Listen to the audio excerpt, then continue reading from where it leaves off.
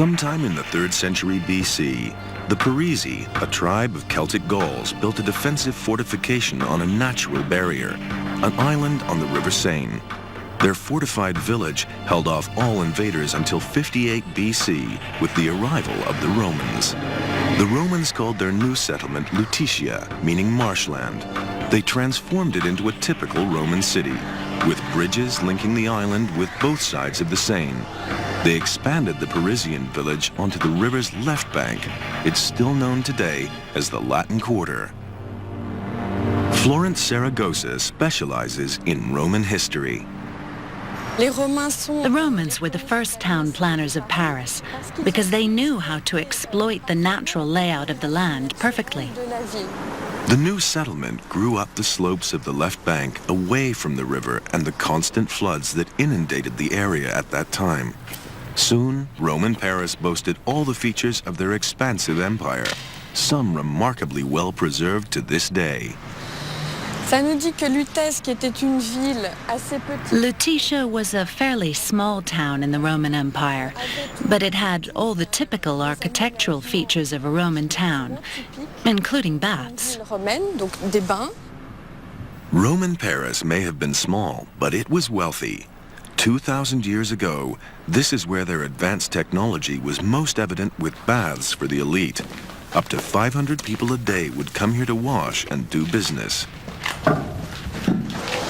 At the time, these walls were all covered with marble as ornate decoration for the baths. They were always very grand rooms. In the Roman Empire, public baths were important social places. People came, of course, to wash, but they also came to meet each other, to discuss things, or just pass the time. This building, which is fairly big after all, shows the wealth and opulence of the ancient Roman city. Although it was a regional outpost and not yet the capital, 6,000 people lived here. The Romans built roads, houses, and an arena, and laid on spectacular entertainment. In what is today a suburban park in the heart of Roman Paris, archaeologists have found evidence that gladiators once fought for their lives against lions and bears, kept caged and hungry behind these bars. There was capacity for 15,000 excited spectators. But Roman Paris didn't last. In 481 AD, the town was captured by an invading Central European tribe, the Franks, the ancestors of the modern French. 600 years later, Paris has grown. With more bridges and roads, it had become an important trading center, making it more exposed to attack. The Vikings, even the English, all in turn posed a threat. Just before the 13th century, the king, Philippe Auguste, a visionary engineer, devised a simple solution to Paris's defense needs: a wall. Today, in backyards and alleys throughout Paris, traces of Philippe Auguste's landmark engineering project can still be found. The wall, with its 67 towers, was an ambitious project running all around the city, enclosing 675 acres. There, you can see very well. Look, it's been repaired a bit. You can see some bricks on top of it. That really is one of the old towers from the year 1200, one of Philippe Auguste's towers. Historian Renaud Gagnon is on the hunt for remaining sections of King Philippe's wall. It's a search that has brought Gagnon into unlikely places, like the garden of this convent. Bonjour, messieurs. Viens voir le mur. Oui, très bien. Oui, ça va, très bien. Alors, me voilà. Attention aux fleurs. There it is. Mind the flower pot.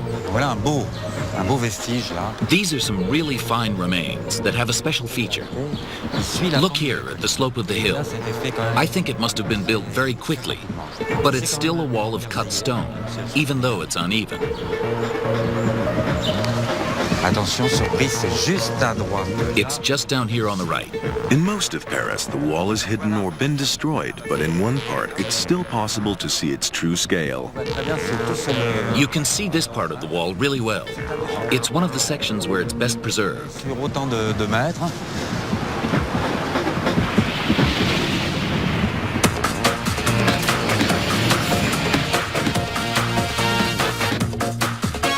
Laboriously built by hand using blocks of limestone, the wall is an impressive structure. It stands 32 feet high and 8 feet thick. Every 50 yards stands an imposing watchtower. As Gagnon explains, Philippe Auguste's wall was built to last. Imaginez-vous la façon dont on a construit le You mur. have to imagine the way they built the wall. They built a first wall of cut stone, like the stone we saw on the tower. Ici. Là, on fait un autre mur de pierre taillée. Then they built another wall of cut stone that was separate. Propre. Et puis au And then in the middle, they heaped up just about anything, like rubble, I suppose. In other words, rough stones, bricks, anything that came to hand. briques, tout ce qui tombe sous la main. Gagnon discovers one section of the wall tucked away behind an apartment building. It gives a vital clue about how it was built. Voilà. Alors, So, just imagine, we're inside it. We're inside the wall. In other words, this outer wall faces the country. côté campagne du mur. Là où tu es, There where you are, that would have been the wall facing in towards the city. It's disappeared now. ville. In here, you've got, as I was saying just now, all the rubble and junk between the two walls. Entre les deux murs. Over the last 10 years, Gagnon has found parts of the ancient wall that have miraculously survived in the most unexpected places. Alors voilà, vous avez le mur. Là voilà. In this basement car park, 21st century cars are casually parked in front of a 12th century wall.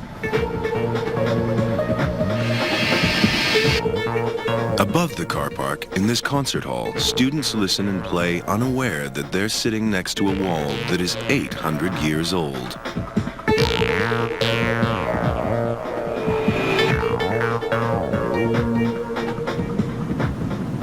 His city secured by an impressive wall, Philippe Auguste then builds himself the ultimate fortress, a grand royal palace. Alors ici, évidemment, c'est le château des rois de France. Donc So this obviously was the castle of the kings of France. It was really the symbol of royal power. It's the great tower of the Louvre. It's the keep of the Louvre that even after its demolition remained an emblem in people's minds. dans les consciences. It's a stronghold. It's made of stone. It's impregnable. It's Paris, and it's the King of France. Ah, et c'est le roi de France. Today, all that remains of his fortress is a small section preserved underneath the famous Louvre Museum. In its day, it was by far and away the biggest building in Paris, the final defense in Philippe Auguste's massive wall encircling Paris. The centerpiece of his fortress was a tower, 150 feet in circumference and reaching up 100 feet in height. When Philippe Auguste died in 1223, Paris covered more than 600 acres. Drawn by the protection of the wall, people flocked to the city. By the end of the 13th century, Paris was the biggest city in Western Europe. The 300,000 who lived safely inside its wall soon faced an enemy within: drought. The city's water supply struggled to cope. Enter an unlikely band of rescuers, a band of engineering monks.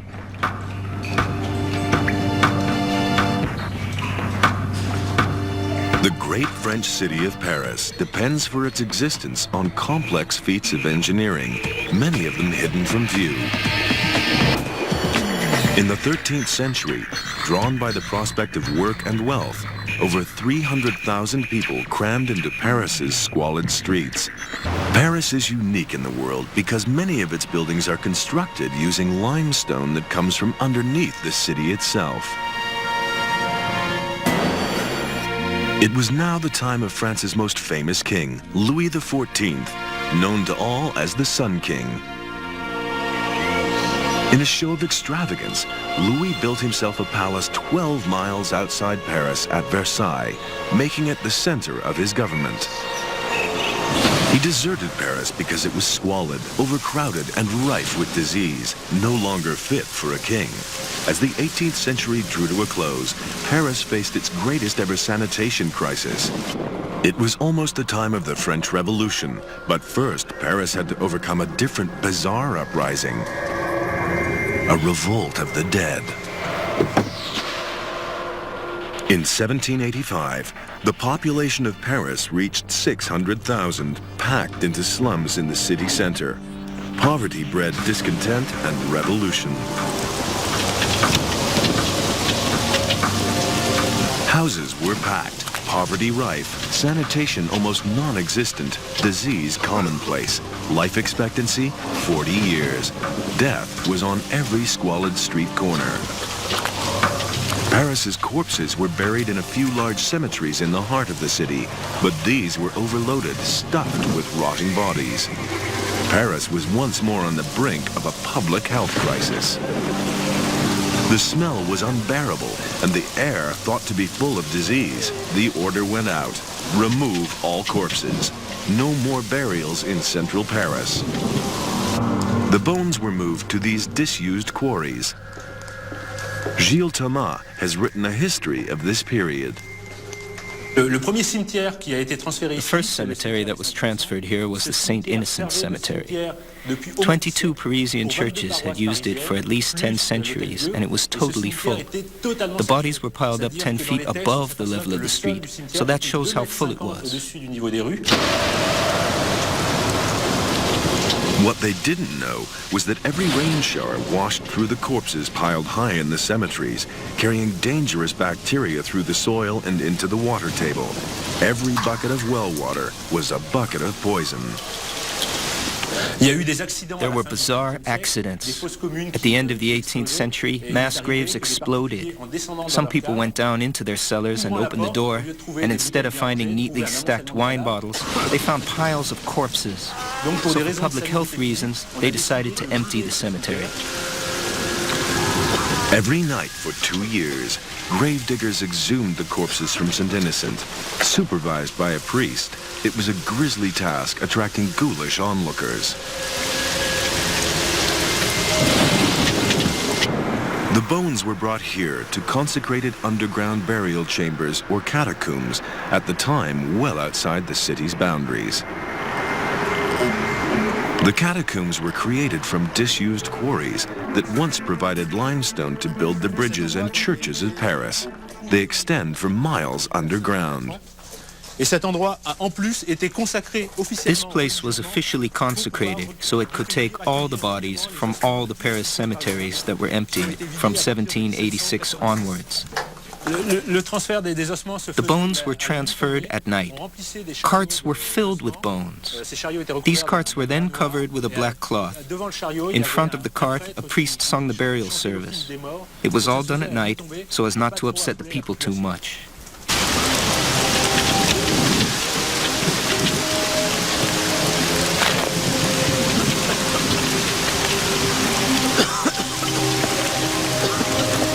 It's true that the St. Innocent Cemetery took the longest time because it had been the main cemetery in Paris. They always had the same problem. The first bodies to be taken out were those that had been buried the most recently.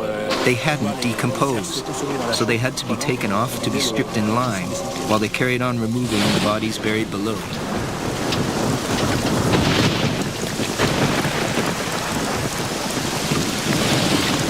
As each body was removed, the corpse's identity was noted where possible, the total numbers going to the catacombs recorded.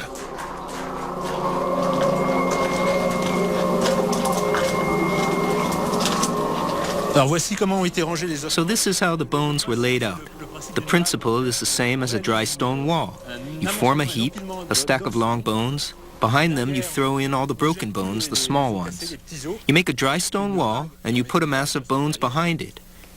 The difference is that these walls of bones were elaborately decorated with skulls. Death wasn't taboo in the 18th century as it is today. No one was squeamish about building decorative walls using millions of bones and skulls. At the time, these catacombs were seen as a dignified final resting place.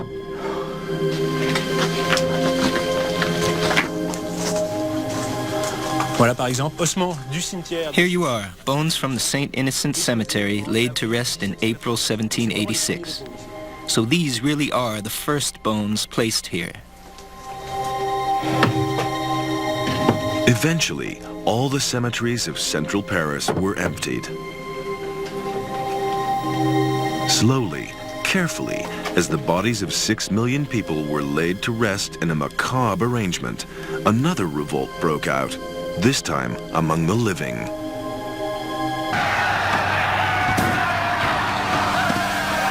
In 1789, at the start of the bloody French Revolution, the streets of Paris were in the grip of violent mobs. The famous jail at the Bastille was stormed, the inmates set free. Aristocrats and the monarchy were hunted down, imprisoned, and executed in a horrifying period known as the Terror.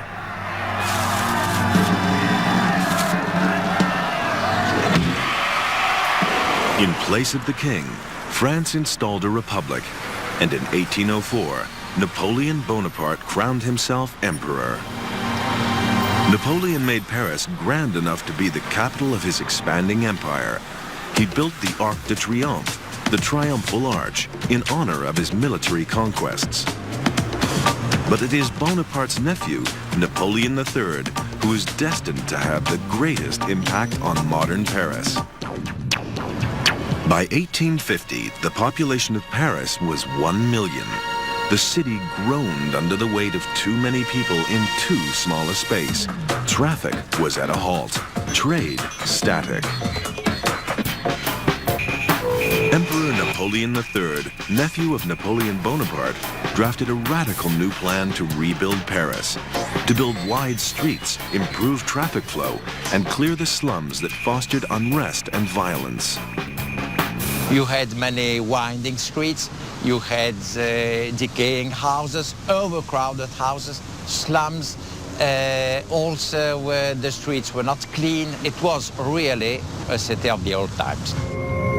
Napoleon appointed Eugene Haussmann as the man to implement his plan. His assignment, to bring Paris up to date and make sure that revolution never happened again. Paris was a network of narrow streets, some with open sewers. There was no running water. At night, these streets were deserted, dark and squalid, everyone too terrified to venture out. Many of these streets were within feet of some of the city's most famous buildings. Just close to Notre Dame, we have the only remaining part of what Paris looked like. Now here we see something which is characteristic of the narrowness of these streets. And this was the ordinary width of a street. This was exactly how the streets in old Paris looked like. These narrow streets were home to hundreds of thousands living in poverty. If Haussmann was to clear these filthy slums, he would have to deal with the people who lived there. Now, there is also a question, what happens with the people who are occupying these buildings? Where are they going? Haussmann thought, like a majority of the Parisian bourgeoisie, that if they could go to hell, it would be the best thing. Haussmann bought up the land, moved the slum dwellers to the outskirts, and then turned his attention to the constant gridlock that plagued the city's streets. With the arrival of new railways into Paris, his vision was to link all the main stations with wide boulevards so that traffic flowed faster. There was absolutely no link between any of these railway stations and the others. And this meant that going from one region of France to another region of France with the obligation to go through Paris meant an enormous effort and enormous difficulties just to come across Paris. This boulevard was built to link two of the main stations in the north of Paris to the city center. Wide and fast, it wasn't just an expressway. There was space for large sidewalks and trees. With this as his blueprint, Haussmann then carved more large boulevards running up and down and across the city.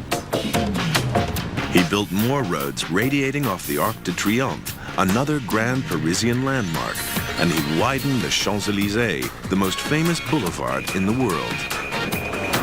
By easing traffic congestion, Haussmann believed that both Paris and the economy would grow. Paris was a giant construction site. Slums were torn down and replaced by apartment buildings that conformed to Haussmann's specifications. The height of his buildings was exactly 66 feet. Haussmann was only interested in the facade, the look of the long boulevards with their newly built apartments. His concern was to give Paris a modern, uniform look.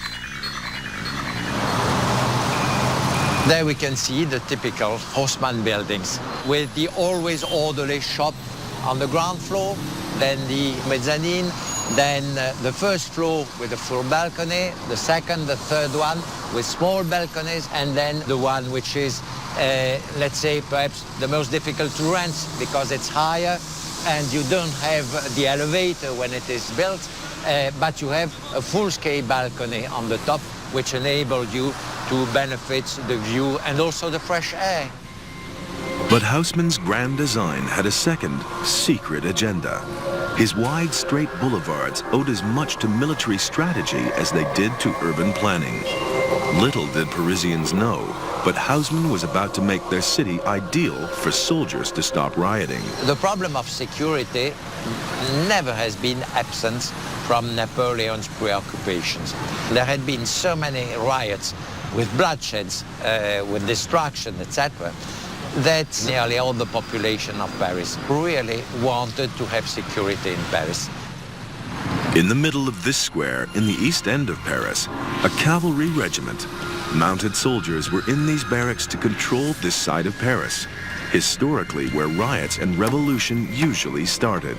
But they needed a clear line of sight down this boulevard to communicate with their infantry comrades stationed 3 miles away to the southeast.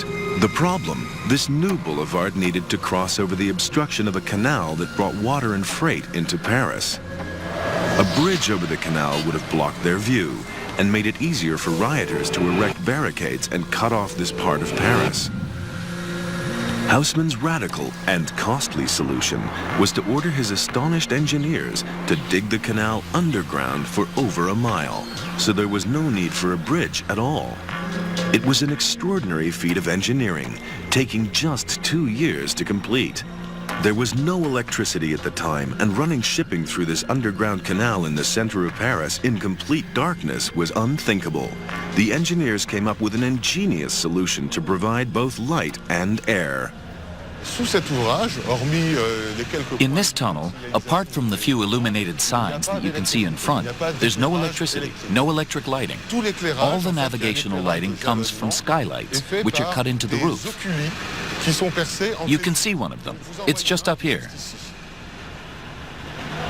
These skylights allowed daylight and fresh air to flood in. Like a series of beacons or landing lights, they guided the barges safely down the middle of the canal. It's very clever and completely up to date. It's in absolutely original condition. Well, it's almost better than that, because it is so well preserved. In a combination of interests typical of Haussmann, Parisian barges kept their shortcut to the River Seine in the center of Paris, and the military kept their clear line of sight to prevent riots. In less than 30 years, Haussmann dramatically redrew the map of Paris. His new boulevards linked all parts of the city for the first time. He expanded the city's boundaries into new communities to encourage more people to come to Paris. And he built parks, the first time that Parisians had communal areas simply for relaxation. In drawing up his grand plan for Paris, Haussmann expected the city's population to reach a maximum of 3 million. Little did he know that even in modern times, the growth of Paris would once again be threatened by war and invasion.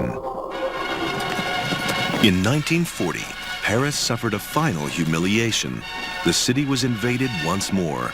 In a twist of fate, crack troops from Hitler's Nazi Germany marched down Haussmann's wide, straight boulevards and into the heart of Paris. During their 4-year occupation, they left the buildings largely untouched. But when the Germans withdrew in 1944, Hitler ordered that Paris be razed to the ground. The commander of the city refused to obey.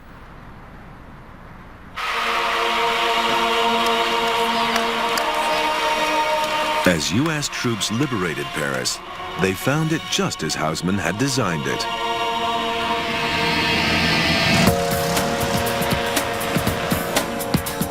In the post-war years, Paris grew into a desirable and chic capital city once more. Below ground, there are now metro and high-speed commuter trains linking the capital with the suburbs. Above ground, the city looks almost frozen in time. Its streets and buildings a glorious reminder of the work of Eugene Haussmann. Until this, a 40-story skyscraper built in the heart of one of Paris's oldest districts in 1972. Called the Tour Montparnasse, it's Paris's brave attempt to embrace the 20th century. At the time it was built, everyone hated it. Probably because it's not a very good architecture, and certainly because it's not in the right place. And the problem is that because of this tower, it became absolutely forbidden to build another tower in France. Dislike of a single building brought the skyscraper dream to a dramatic end. If the rules change and Parisian planners want to build upwards, they'd find it difficult. Underneath the city are thousands of disused quarries that once supplied limestone for the buildings of Paris. Underground Paris has been likened to a block of Swiss cheese, so full of tunnels that the bedrock is too fragile to take the foundations needed for skyscrapers. So all of Paris's tall buildings are outside the city in an area called La Défense, an exclusive sanctuary reserved for modern architecture. In La Défense, Paris built everything it didn't want to see in the center. Very few dwellings and a lot of offices and commercial centers. Since the Second World War, successive French presidents have left their mark on Paris. They didn't build high, but opted for controversial. 30 years after it was opened, the Pompidou Center, with its elevators and air conditioning on the outside, is still the most talked about and visited building in Paris. The daring glass pyramid in the courtyard of the very regal Louvre Museum